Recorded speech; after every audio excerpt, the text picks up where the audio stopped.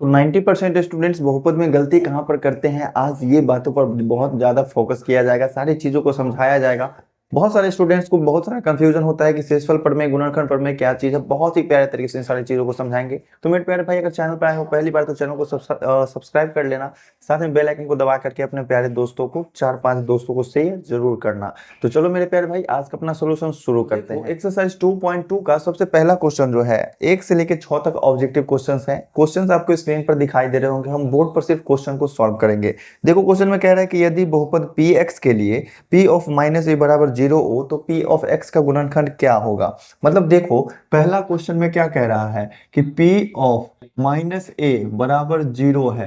अगर p of minus ए के बराबर 0 है, अगर मतलब इसका मतलब क्या हुआ, इसका मतलब हो गया कि कोई भी बहुपद होगा उसमें आप x की जगह पर अगर माइनस ए रखेंगे तो उसका वैल्यू क्या हो जाएगा, 0। अब बताओ ये x का वैल्यू माइनस ए हमको कैसे मिला होगा। तो ध्यान देना, अगर हम गुणनखंड लिखेंगे x प्लस ए और एक गुणनखंड लिखते हैं x माइनस ए, ठीक है, ये दोनों गुणनखंड है। तो दोनों से अगर हमको शून्यक निकालना है तो दोनों को 0 के बराबर ही करके निकालते हैं ना। तो यहाँ से हम क्या करते हैं, x प्लस ए को भी 0 के बराबर कर लेते हैं और यहाँ से क्या किया हमने, x माइनस ए को भी 0 के बराबर किया। तो यहाँ से x का वैल्यू क्या आ जाएगा, a। कैसे आएगा, तो ये माइनस ए उधर जाकर के प्लस ए बन जाएगा। यहाँ x का वैल्यू क्या आ जाएगा, माइनस ए। क्या हुआ ऐसा, ये प्लस ए है उधर जाकर के माइनस ए बन जाएगा। तो सीधा बात यहाँ पर समझ में आ रहा है कि ये चीज क्या था, गुणनखंड था। ये ऊपर वाला चीज क्या है, ये है गुणनखंड, और नीचे वाला चीज क्या है, ये है अपने पास शून्यक। ये दोनों जो है ये है शून्यक। तो गुणनखंड में और शून्यक में क्या संबंध है, देखो गुणनखंड में अगर x प्लस ए है तो शून्यक उसका माइनस ए होगा। गुणनखंड अगर x माइनस ए है तो शून्यक उसका क्या हो जाएगा, प्लस ए हो जाएगा। ठीक इसी तरह से p ऑफ माइनस ए बराबर 0 है, इसका मतलब क्या हो गया कि इसका शून्यक कितना है, शून्यक हो जाएगा a। ठीक है, तो हमसे पूछ रहा है कि इसका गुणनखंड क्या होगा, तो इसका एक गुणनखंड बताइए। तो जो शून्यक में चिन्ह होता है गुणनखंड में चिन्ह उसका उल्टा हो जाता है, जस्ट आपको ऐसे याद रखना है। तो इसका गुणनखंड क्या हो जाएगा, इसका गुणनखंड हो जाएगा x माइनस ए। ये ना सॉरी, शून्यक इसका माइनस ए है, x के जगह मतलब x के जगह पर माइनस ए रखने पर शून्यक मिल रहा है, मतलब 0 मिल रहा है, तो ये शून्यक हो जाएगा। तो गुणनखंड इसका क्या हो जाएंगे, x प्लस ए। और जो कि अपना ऑप्शन कौन सा है, ऑप्शन है ऑप्शन नंबर बी। तो पहला का आंसर क्या हो जाएगा, बी। तो चलो आओ अब इसके बाद देखते हैं second number question. Second number question में क्या कहता है, स्क्रीन पर आपको दिख रहा होगा। यदि बहुपद p ऑफ x का एक गुणनखंड x माइनस 3 है, एक गुणनखंड है x माइनस 3, तो p ऑफ 3 का मान क्या होगा। गुणनखंड क्या है, x माइनस 3 है, तो हम लिखते हैं एक बात, देखो गुणनखंड क्वेश्चन में दिया हुआ है कि गुणनखंड क्या है, x माइनस 3 है। तो हमसे पूछ रहा है कि p of minus 3 equal to what, p of minus 3 equal to what, minus 3 नहीं है प्लस 3 है, sorry. p of 3 is equal to what. तो ध्यान देना एक बात कि अगर किसी गुणनखंड का मतलब समझते हो क्या होता है, गुणनखंड का मतलब होता है जैसे देख लो यहाँ पर 15 है और यहाँ हम 3 से भाग दे रहे हैं, तो 3 5 कितना हुआ 15, और ये पूरा का पूरा क्या हो गया, कट गया। एक ही यहीं पर 15 ही है, लेकिन अगर हम 4 से भाग दे रहे हैं तो 4 तिया 12 ही लगेगा, बच जाएगा कितना, 3। तो देखो एक बात ध्यान दो, ये जो 15 है, 15 का गुणनखंड हम 3 और 5 को कह सकते हैं कि नहीं। तो हाँ हम कह सकते हैं कि 15 का गुणनखंड 3 और 5 है। 3 गुना 5 करने पर 15 मिल जाता है। यहाँ पर क्या 15 का गुणनखंड 4 गुना 3 कह सकते हैं क्या, नहीं कह सकते हैं। क्यों नहीं कह सकते हैं, क्योंकि यहाँ पर शेषफल बच गया 3, पूरा पूरा भाग नहीं लगा है। अगर पूरा पूरा भाग लगेगा तभी हम कहेंगे कि यह एक गुणनखंड है, मतलब यह इसका गुणनखंड है, ये दोनों। ठीक है, यहाँ पर देखो शेषफल 0 बचा, कुछ नहीं मतलब कट गया, इसका मतलब शेषफल क्या बचा, 0, इसका मतलब यह गुणनखंड है। यहाँ पर कुछ नहीं बचा, यहाँ पर 3 बच गया, इसका मतलब यह गुणनखंड नहीं है। तो देखो यहाँ पर अगर गुणनखंड x माइनस 3 है, इसका मतलब यहाँ से हम x का वैल्यू जो निकालेंगे तो यहाँ से x का वैल्यू क्या निकलेगा, x इक्वल टू 3 निकलेगा। मतलब अगर ये गुणनखंड है तो हम अगर 3 से भाग देते हैं तो शेषफल कितना बचेगा, 0।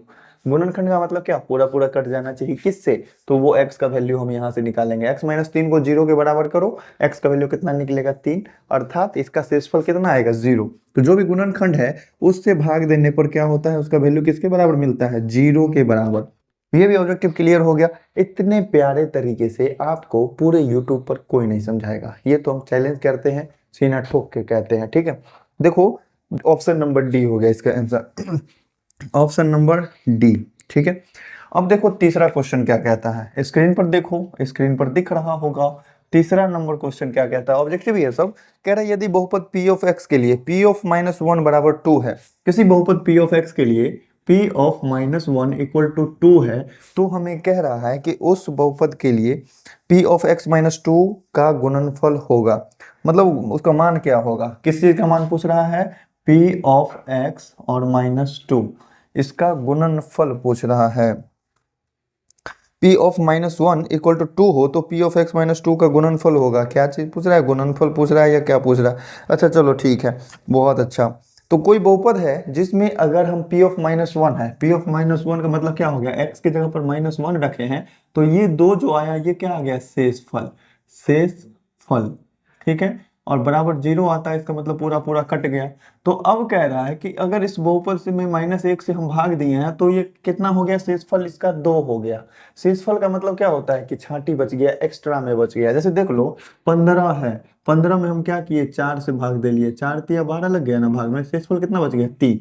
तो 4 से भाग दिए तो पूरा पूरा नहीं कटा 15, लेकिन जो एक्स्ट्रा शेषफल बच गया है ना, शेषफल जो 3 बचा है, अगर हम शेषफल को घटा देते हैं इसमें से तो वो कट जाएगा पूरी तरह से। देखो ना 15 है ना, 15 में से ये शेषफल जो 3 बचा घटाओ तो बचेगा 12, 12 तो कट जाएगा 4 से। तो ठीक इसी तरह से p ऑफ -1 बराबर 2 है, इसका मतलब -1 से भाग दिए हैं तो शेषफल 2 आ गया, ठीक है। तो जो बहुपद था उसमें से अगर हम 2 घटा दे तो पूरा पूरा कट जाएगा, क्योंकि शेषफल 2 बच रहा है और शेषफल 2 बच रहा है, 2 घटा दिए तो पूरा पूरा कट गया। अगर -1 रखने पर, x का वैल्यू -1 रखने पर पूरा पूरा कट गया, इसका मतलब उसका गुणनखंड क्या होगा, उसका गुणनखंड हो जाएगा क्या चीज, x प्लस 1।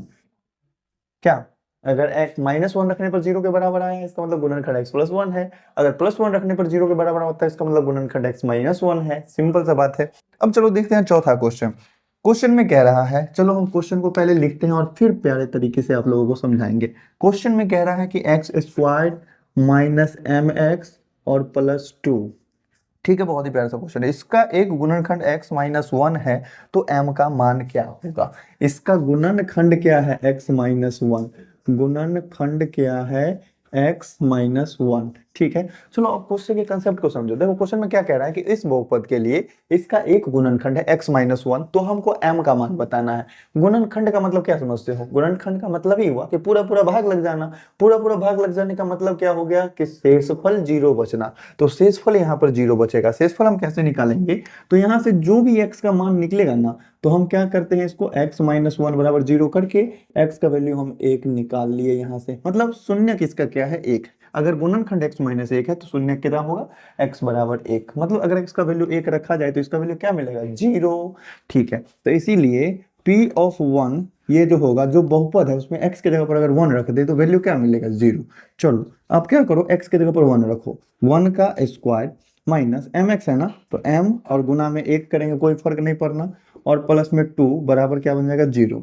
1 का स्क्वायर किया तो 1 ही हो गया, -m और +2 बराबर क्या बन गया, 0। 2 और 1 को जोड़ेंगे तो क्या बनेगा, 3, और ये -m उधर गया तो क्या बन गया, +m। इसका मतलब ये हुआ कि m का वैल्यू हमें मिल गया 3। अब देख लो इसका ऑप्शन कौन सा मैच कर रहा है, m का वैल्यू 3, ऑप्शन नंबर ए, इसका ऑप्शन हो जाएगा ए, ठीक है। चलो 4 क्वेश्चन देख लिए। अब चलो आप देखते हैं इसके बाद 5वां और 6ठा क्वेश्चन जो कि है अपना ऑब्जेक्टिव, वो भी बहुत ही प्यारा सा। 5वां क्वेश्चन में देखो कहता क्या है कि बहुपद, लंबा सा क्वेश्चन है, बहुपद जैसे कुछ नहीं दिया हुआ, तब मान लो px क्या दिया हुआ, x³ + 3x² और माइनस में 3x और फिर प्लस में 7।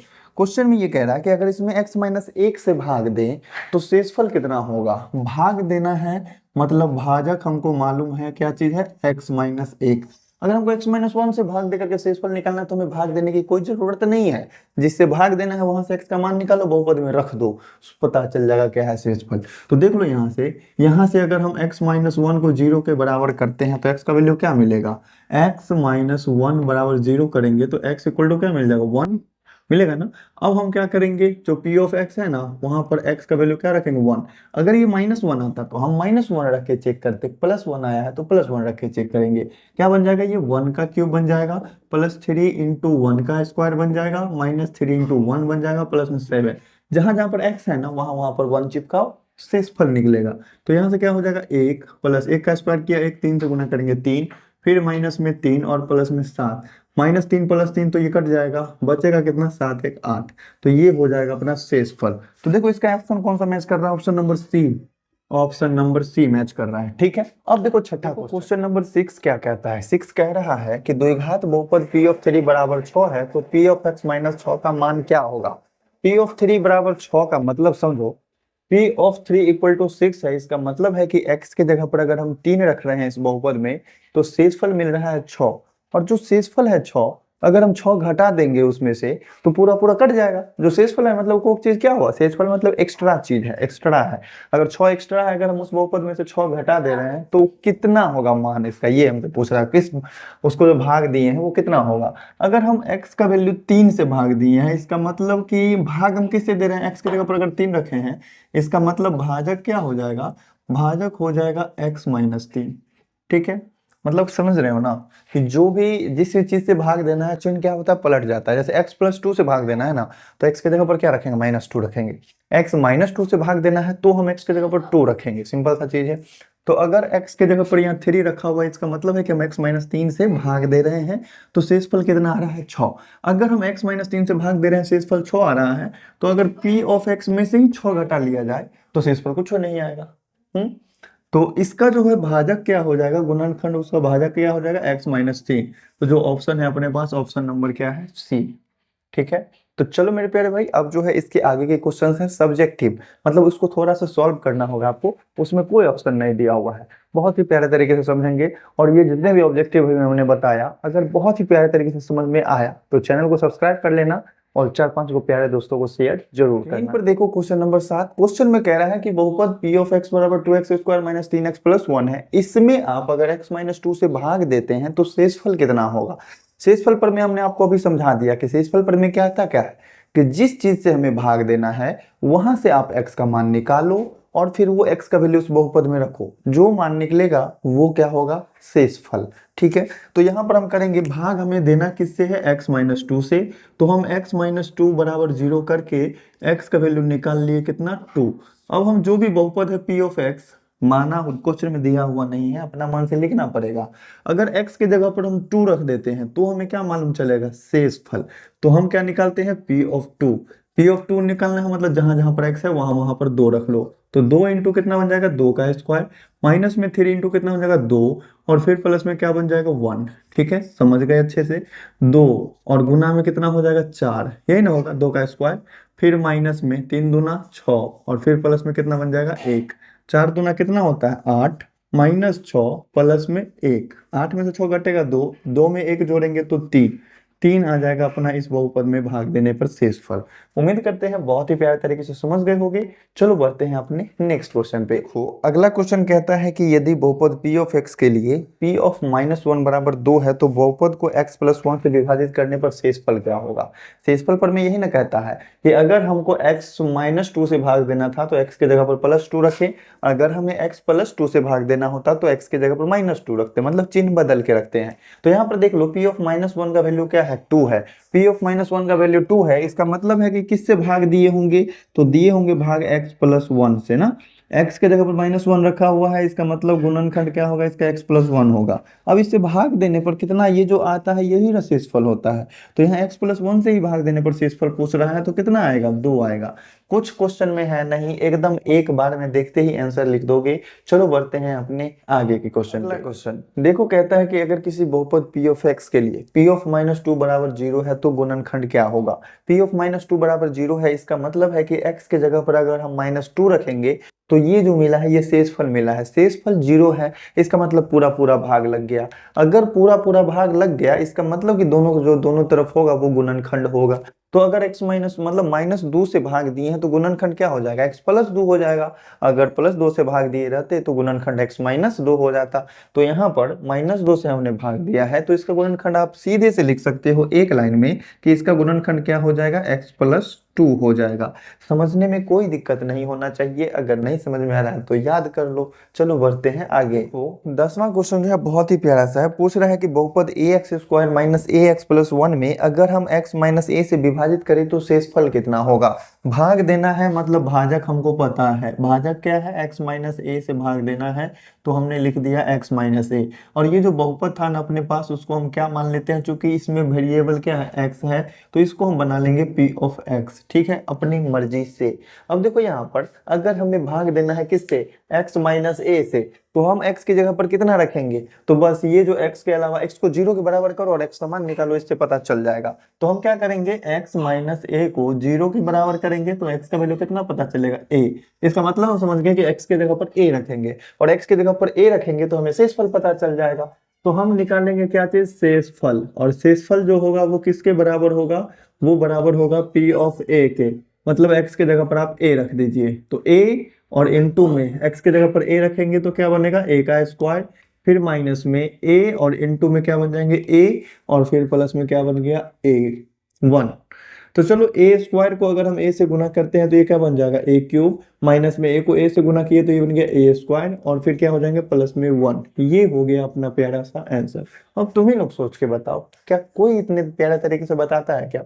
तो चलो बढ़ते हैं अपने नेक्स्ट क्वेश्चन। 11 नंबर क्वेश्चन में क्या कहता है कि कोई बहुपद p ऑफ x है जो कि है x को प्लस 1, और इसमें हमको भाग देना है x प्लस 1 से, तो हमें शेषफल बताना है। सिंपल सा क्वेश्चन है। अगर हम x प्लस 1 से भाग दे रहे हैं तो हम एक काम करते हैं, x प्लस 1 को 0 के बराबर करेंगे तो x का वैल्यू क्या निकलेगा, माइनस 1। मतलब अगर हम इस बहुपद में x की जगह पर माइनस 1 रखेंगे तो शेषफल मालूम चल जाएगा। तो हम क्या करते हैं, p ऑफ x की जगह पर क्या रखते हैं, माइनस 1, तो क्या निकलेगा, माइनस 1 का पावर 3 और फिर प्लस में 1, यही ना निकलेगा। माइनस 1 का पावर 3 करेंगे तो ये माइनस 1 ही रहेगा, और फिर ये बन जाएगा प्लस में 1। माइनस 1 प्लस 1 कितना होता है, 0। यही शेषफल क्या आएगा, 0। अब जो अगला क्वेश्चन है 12 नंबर, इसमें कहता है कि शेषफल प्रमेय का प्रयोग करते हुए आप दिए गए जो भी बहुपद है उनका शेषफल ज्ञात करें। इसमें टोटल है 5 क्वेश्चन, तो चलो आओ पांचों क्वेश्चन को भी देख ही लेते हैं।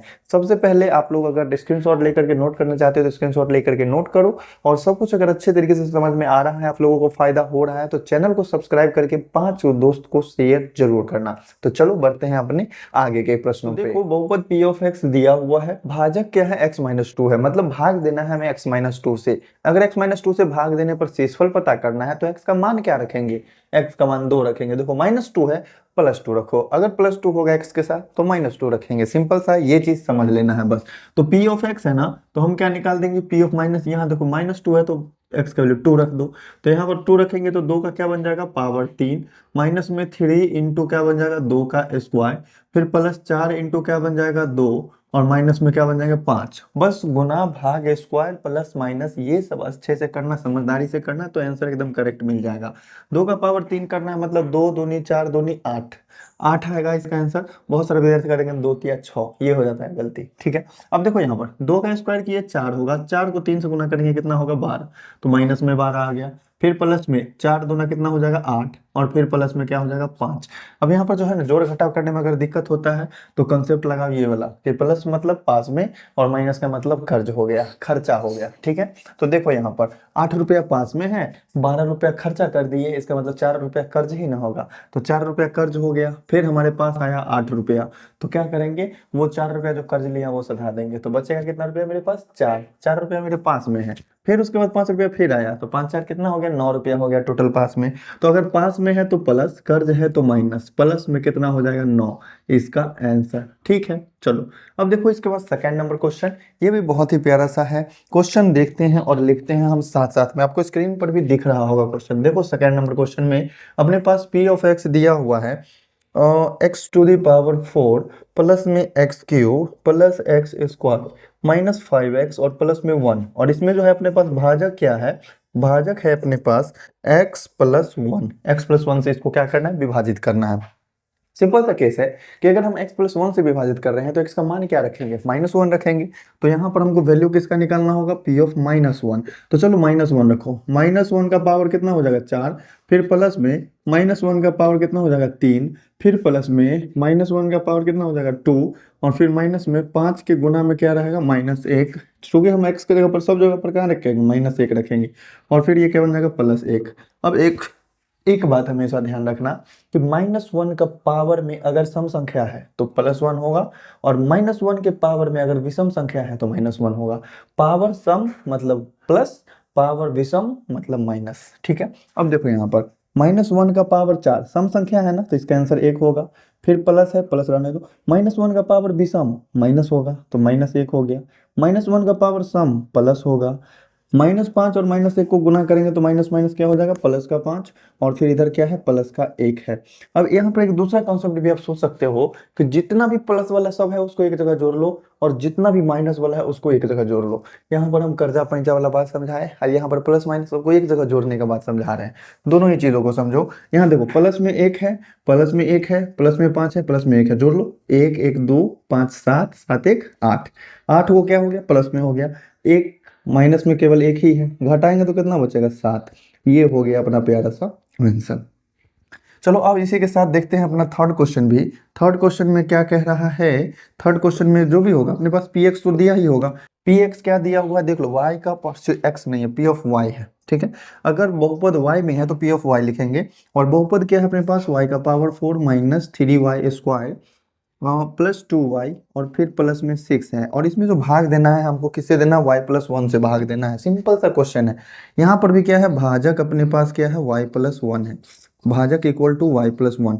अगर भाजक इसका y+1 है तो y का मान क्या रखेंगे हम शेषफल के लिए, -1 रखेंगे। तो हम क्या करेंगे, p ऑफ -1 निकालेंगे। जहां जहां पर y है वहां पर -1 रखो। -1 का पावर कितना, 4, माइनस में 3 इंटू -1 का पावर 2, फिर +2 इंटू क्या हो जाएगा, -1 और प्लस में 6। दिख रहा है क्या, हाँ एक अच्छे से दिख रहा है। देखो -1 का पावर सम संख्या है ना, +1 हो जाएगा। -1 का पावर सम संख्या है, ये तो +1 हो गया। +1 को -3 से गुना करेंगे तो -3 होगा। 2 को -1 से गुना किया तो -2 हो गया। और फिर प्लस में कितना है, 6 है। प्लस प्लस वाले को एक जगह जोड़ लो, कितना हो जाएगा, 6 और 1 7। माइनस माइनस वाले को एक जगह जोड़ो, 3 2 5, तो 5 क्या होगा, माइनस में न होगा। अब बताओ 7 में से 5 घटा तो कितना बचा, 2। इस तरीके से जोड़ घटाव करके आप बना सकते हो। तो चलो आओ अब देख लेते हैं इसके बाद फोर्थ पार्ट भी, फिफ्थ पार्ट भी, सबको देखना है ना। तो इसके बाद देखो चौथा पार्ट, चौथा पार्ट भी जो होगा उसमें पी ऑफ एक्स दिया होगा। चौथा पार्ट में पी ऑफ एक्स ही है, एक्स में है बहुपद। क्या है अपने पास क्वेश्चन, क्वेश्चन है अपने पास x का पावर 6, x का पावर 6 प्लस में 3x² और फिर प्लस में 10। और इसको कह रहा है कि x-2 से विभाजित करना है। मतलब भाजक यहाँ पर क्या है, x-2 है। भाजक इक्वल टू x-2। तो बताओ x-2 में से अगर हम x का मान निकालना चाहेंगे तो क्या निकलेगा, प्लस का 2 निकलेगा, चिन्ह पलट जाएगा ना। तो p ऑफ 2 निकालेंगे तो शेषफल हमें पता चल जाएगा। 2 का कर लो पावर 6 प्लस 3 इंटू 2 का पावर 2 और फिर प्लस में 10। कैसे लिख दिए, तो जहां जहां पर x था वहां वहां पर हम 2 को चिपका दिए। अब 2 का पावर 6 करना है, 2 का पावर 5 और 2 का पावर 6, 2 का पावर 6 करेंगे 64 मिलेगा, गुना करके देख लेना, 64 और प्लस 2 का पावर 2 करेंगे 4 होगा, 4 तिया कितना हो जाएगा, 12। और फिर क्या है, प्लस में 10 है। 64 में 12 जोड़ेंगे तो 76 होगा, 76 में 10 जोड़ेंगे तो कितना हो जाएगा, 86। ये हो गया अपना प्यारा सा आंसर, ठीक है। अब चलो आओ इसके बाद जो लास्ट क्वेश्चन है 12 का वो भी देख लेते हैं। इसमें भी बहुपद में पी ऑफ एक्स ही दिया होगा, एक्स ही दिया हुआ है। यही उम्मीद ही था क्वेश्चन वाले से कि एक्स भी में दिया होगा। तो ये क्या हो जाएगा, x³ -3x², फिर उसके बाद माइनस में x और फिर प्लस में 3। और यहाँ जो है ना भाग देना किससे है, यहाँ जो अपने पास भाजक है वो भाजक क्या है, ये अपने पास भाजक है x² माइनस में 4x और प्लस 3। अब देखो यहाँ पर अगर इस तरीके के क्वेश्चन है और इस तरीके के क्वेश्चन को बनाना है तो बनाएंगे कैसे, तो इस तरह के क्वेश्चन में थोड़ा सा बुद्धि लगाना सीखो। देखो कैसे हम बुद्धि लगाते हैं। इस क्वेश्चन को अगर हम सॉल्व करेंगे ना तो भाग जिसमें देना होता है उसको हम लिखते हैं ऊपर में, और जिससे भाग देना होता है उसको हम लिखते हैं नीचे में। ऊपर में हम लिख देते हैं क्या चीज, x³ -3x² और -x और प्लस में 3, और बट्टा में क्या चीज है, x² -4x और प्लस में 3। देखो गुणनखंड करना तो आप लोग जानते हो, गुणनखंड करके हमको बताओ कैसे होगा। तो ऊपर में देखो 4 टर्म में है ही तो गुणनखंड आसानी से हो जाएगा। नीचे में 3 गो टर्म है तो इसको हम बनाएंगे 4 टर्म तभी गुणनखंड हो पाएगा। तो ऊपर में अगर 4 टर्म बना हुआ है पहले से तो गुणनखंड क्या बनेगा, इस दोनों में से कॉमन लो तो क्या कॉमन आता है, x²। तो बच क्या रहा है यहाँ से x, और माइनस में क्या बच रहा है, 3 n बच रहा है, ठीक है। इस दोनों में से हम क्या कॉमन ले लेते हैं, -1, तो बचेगा क्या चीज, x -3। चलो ऊपर वाला का गुणनखंड कर लिए, नीचे वाले का गुणनखंड करना है। तो 3 को और 1 को गुना करेंगे तो 3 1 3 हो जाएगा। अब उसको हम गुणनखंड को क्या करेंगे, जोड़ करके हमको 4 पुराना है। तो 3 में 1 जोड़ करके 4 नहीं पुरेगा क्या, पुर जाएगा। तो नीचे वाले को क्या लिखेंगे, x² माइनस में 3x और फिर माइनस में x और फिर प्लस में 3। -3x और -x कितना हो जाएगा, -4x और 3 3 भी होता है, सिंपल सा बात है। अब देखो ऊपर वाले का तो गुणनखंड करके हम लिख लिए, x-3 कॉमन आ जाएगा, बचेगा क्या चीज, x² और माइनस में 1, x² माइनस में 1 और बट्टा में इस दोनों में से क्या कॉमन लिया जाए, तो x कॉमन लेने पर बच रहा है x-3 और यहाँ से -1 कॉमन लेने पर बच रहा है x-3। अब देखो दोनों का गुणनखंड लिखा गया, x-3 और इंटू में क्या चीज है, x² माइनस 1 है और बट्टा में क्या हो जाएगा, x-3 और इंटू में x-1, ये नीचे वाले को गुणनखंड करके लिख दिया। अब देखो यहाँ पर कि x² माइनस 1 है, तो इस चीज को अगर हम a² माइनस b² लिखना चाहें तो लिख सकते हैं ना, x² और फिर 1 का स्क्वायर है तो इसको a² माइनस b² हम कर सकते हैं, जो कि फॉर्मूला क्या होता है, a plus B into a minus B. तो यहाँ से क्या हो जाएगा ये चीज, x प्लस 1 और इंटू में x-1, यही ना होगा। तो देखो सिंपल सा चीज है। अच्छा चलो इसको छोड़ो, इसको गुणनखंड करके नहीं काटो, इसको काटने का कोई जरूरत ही नहीं है। हमें पूछ रहा है कि भाग देने पर शेषफल कितना होगा, यहाँ पर रहने देते हैं हम x² और माइनस में 1 रहने देते हैं, ठीक है। तो ये x-3 से x-3 कट गया, तो अब हमको क्या चीज समझ में आ रहा है कि हमको सिंपल सा x² माइनस 1 में x-1 से भाग देना है, यही ना बात समझ में आ रहा है, ठीक है। और चाहे ये भी देख सकते हो कि यहाँ पर x² माइनस 1 था ना, तो इसको हम a plus B into a minus B पर तोड़ेंगे तो x प्लस 1 और क्या चीज x-1, तो x-1 से x-1 पूरा पूरा कटिए गया, कुछ बच रहा है क्या, नहीं बच रहा है, नीचे में भी कुछ नहीं बचा, नीचे वाला जो भी चीज था वो पूरा पूरा काट दिया ऊपर वाले को। तो यहाँ पर हम क्या कह सकते हैं कि शेषफल क्या बचा, 0। अगर पूरा पूरा भाग लग रहा है तो क्या लिखेंगे यहाँ पर, चूंकि चूंकि दोनों चूंकि दोनों बहुपद जो है पूरी तरह से क्या हो रहा है, विभाजित हो रहा है, दोनों बहुपद पूरी तरह से विभाजित हो रहे हैं, इसीलिए शेषफल क्या हो जाएगा, 0, पूरी तरह से विभाजित हो रहे हैं, इसीलिए शेषफल इक्वल टू 0, ठीक है। अगर नहीं कटता पूरा पूरा तो कहते हैं कि शेषफल कुछ अलग आ रहा है, लेकिन यहाँ पर पूरा पूरा भाग लग रहा है, इसका मतलब शेषफल 0 के बराबर हो गया। और नहीं तो आप इसको भाग विधि से भी भाग दे करके चेक कर सकते हैं, ठीक है। और सिंपल सा यहाँ पर भी समझ रहे हो कि देखो यहाँ पर देखोगे तो अगर ये चीज को हम नहीं काटना चाहते हैं तो x² माइनस 1 ही रहेगा, भाग देना है किससे, x-1 से, x-1 से भाग देना है, इसका मतलब x का वैल्यू कितना, 1 रखेंगे, 1 x का वैल्यू तो 1 का स्क्वायर 1 ही होगा और -1, 1 में से 1 घटा 0, बात खत्म। बात तो सारा सेम ही है, तो कोई दिक्कत नहीं है। तो मेरे प्यारे भाई उम्मीद करते हैं बहुत ही प्यारे तरीके से ये सब क्वेश्चन समझे होंगे, बहुत ही प्यारे तरीके से हमने समझाने का कोशिश भी किया है। जो कि क्लास 9 के स्टूडेंट्स हो, ज्यादा सीरियस हो गए, पढ़ते नहीं हो, पढ़ाई करो मन लगा करके, ठीक है। जो भी चीज समझाते हैं एकदम अच्छे तरीके से देखा करो मेरे वीडियो को, ज्यादा से ज्यादा दोस्तों को शेयर भी किया करो, उन्हें भी मोटिवेट करो कि पढ़ाई करें मन लगा करके, ठीक है। 9th में अगर ये सब चीजें पढ़ लिए ना, 10th में पढ़ना ही नहीं पड़ेगा ज्यादा। हम सीधा बात बता रहे हैं कि 9th का अगर पूरा बहुपद पढ़ लिए ना, 10th में कुछ पढ़ना ही नहीं है, सीधा सा बात है, ठीक है। तो 9th क्लास में पढ़ लो मन लगा करके, 10th में खूब ऐश करना है, मस्ती करना है, एंजॉय करना है। तो चलो मिलते हैं फिर नेक्स्ट वीडियो में, देखेंगे आगे के क्वेश्चंस को।